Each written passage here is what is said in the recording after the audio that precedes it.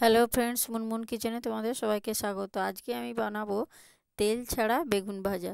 তো জানো তোমরা সবাই যে বেগুন ভাজাতে খুবই তেল লাগে, কিন্তু আজকে আমি যে রেসিপিটা তোমাদের সঙ্গে শেয়ার করছি সেটা হচ্ছে তেল ছাড়া বেগুন ভাজা। তো ওপরটা যেমন দেখছো খাস্তা মুচমুচে, তেমনি ভেতরটাও নরম।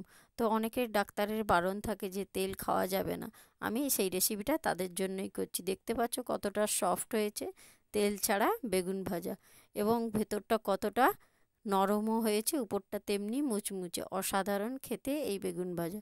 তার জন্য দেখো বাজার থেকে আমি দুটো বেগুন নিয়ে নিয়েছি বড় সাইজের। সেই বেগুনটাকে আমি এবার একটা জামের মধ্যে জল নিয়ে নিয়েছি। জলের মধ্যে গোটা বেগুনগুলোকে ভালো করে একটু ধুয়ে নিতে হবে। এভাবে একটু ঘষে ঘষে তোমরা বেগুনটাকে ধুয়ে নেবে। ধুয়ে আমি একটা পাত্রের মধ্যে রেখে দেব।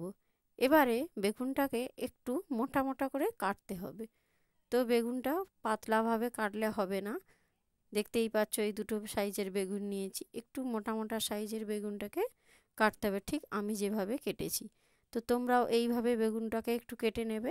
তারপর বেগুনটার মধ্যে একটু সামান্য লবণ নেবে। লবণটা ভালো করে ছড়িয়ে হাতের সাহায্যে এপাশ ওপাশ করে ভালো করে লবণটা মাখিয়ে নিতে হবে। তো লবণটা মাখিয়ে 5 মিনিট একটু রেস্টে রাখতে হবে। তাহলে লবণটার স্বাদটা বেগুনের ভেতরে প্রবেশ করলে বেগুনটা খেতে খুবই ভালো লাগবে।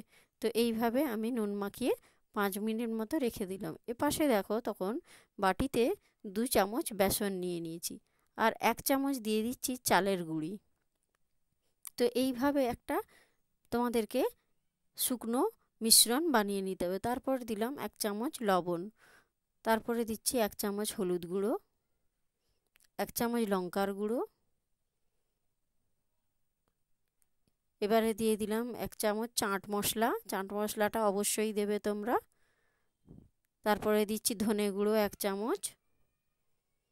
এবারে সমস্ত শুকনো মিশ্রণটাকে একটা চামচের সঙ্গে ভালোভাবে মিশিয়ে নিতে হবে। সমস্ত শুকনো মিশ্রণটা ভালো করে মিশিয়ে নিতে হবে, যাতে কোথাও কোনো মশলাটা দানা বেঁধে না থাকে। চালের গুঁড়িটা খুবই মাস্ট, চালের গুঁড়ি ছাড়া এই রেসিপিটা একেবারেই হবে না। তো চালের গুঁড়ি দিয়ে সমস্ত শুকনো মিশ্রণটা শুকনো মিশিয়ে নিতে হবে।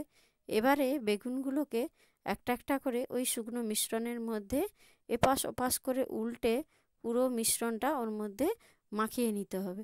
দিয়ে একটা একটা করে সমস্ত বেগুনগুলোই দেখো এইভাবে শুকনো মিশ্রণটাকে মাখিয়ে আমি একটা পাত্রের মধ্যে রেখে দেব। এইভাবে বাকি যে বেগুনগুলো আছে সবগুলোই আমি একই রকমভাবে মাখিয়ে নিচ্ছি। তো তোমরাও ঠিক এইভাবেই মাখিয়ে নেবে।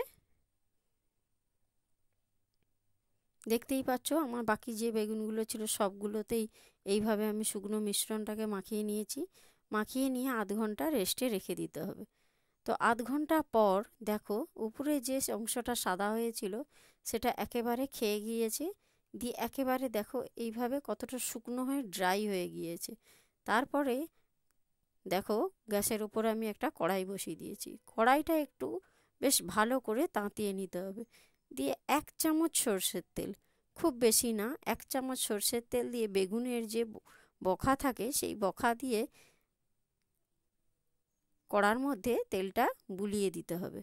তো দেখো 1 চামচ তেলেই আমি কিন্তু বেগুনটা আজকে ভাজবো। তো সেই তেলের মধ্যে দেখো একটা একটা করে বেগুন দিয়ে দিয়েছি। তো 1 চামচ তেল দিয়েই আমি কিভাবে এতগুলো বেগুন ভাজছি সেটাই দেখার। তো চলো সঙ্গে থাকো, দেখতে থাকো। তো মোটামুটি বেগুনগুলো আমি কড়ার মধ্যে দিয়ে একটা ঢাকনা দিয়ে 2 মিনিট মতো রেখে দিচ্ছি। তো 2 মিনিট পর চলো দেখা যাক। দেখো ঢাকনাটা খুলে দিয়ে আস্তে আস্তে করে আমি খুন্তির সাহায্যে উল্টে দেব। পেছন দিকটা উল্টে আবার অপর সাইডটা ভেজে নেব। তো এইভাবেই সব বেগুনগুলো আস্তে আস্তে উল্টে পাল্টে নিতে হবে। দেখতেই পাচ্ছ ওই সাইডটা কত সুন্দর ভাজা ভাজা হয়ে গিয়েছে। এবার অপর সাইডটাও ঠিক একই রকমভাবে ভেজে নিতে হবে। তো তোমরা সঙ্গে থাকো, দেখতে থাকো কিভাবে আমি এই রেসিপিটা করি। তারপরে দেখো আবার আমি ঢাকনা দিয়ে 2 মিনিট মতো রেখে দিলাম। তো 2 মিনিট পর খুলে দেখো বেশ সুন্দর লাল লাল করে ভাজা হয়ে গিয়েছে। দেখতেই পাচ্ছ তোমরা উল্টে পাল্টে আমি এপাশ ওপাশ দুপাশ ভালো করে ভেজে নিয়েছি। তো যারা একদম শুকনোভাবে বেগুন ভাজা খেতে চাও বিনা তেলে, তারা এইভাবেই খাবে। কিন্তু যারা ভাবছো যে এত শুকনো বেগুন ভাজা খাবো না, তারা 1 চামচ মতো তেল দিতে পারো। তো আমি তোমাদেরকে চামচের সাহায্যে দেখিয়ে দিচ্ছি বেগুন ভাজাটা কতটা সফট হয়েছে। দেখতেই পাচ্ছ, চামচ দিয়ে দেখিয়ে দিচ্ছি, একদম ভেতরটা সুন্দর নরমও হয়ে গেছে এবং উপরটা কতটা মুচমুচে হয়েছে।